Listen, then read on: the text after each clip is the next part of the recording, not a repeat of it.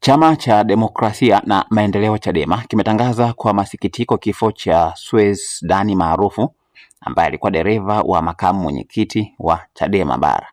Kwa mujibu wa taarifa ya chama, Swez amekutwa amefariki dunia asubuhi ya Jumatano Julai mosi mwaka 2026 akiwa katika chumba cha nyumba ya wageni alikuwa amefikia mjini Kigoma.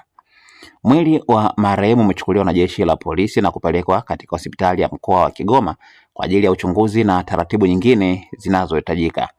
Chadema kimetoa pole kwa familia ya marehemu, ndugu, jamaa na marafiki pamoja na wanachama wote wa chama kufuatia msiba huo, kikisema kitaendelea kutoa taarifa zaidi kadri utaratibu wa uchunguzi utakavyokuwa ukiendelea. Bwana alitoa, Bwana ametoa, jina la Bwana lihimidiwe. Amina.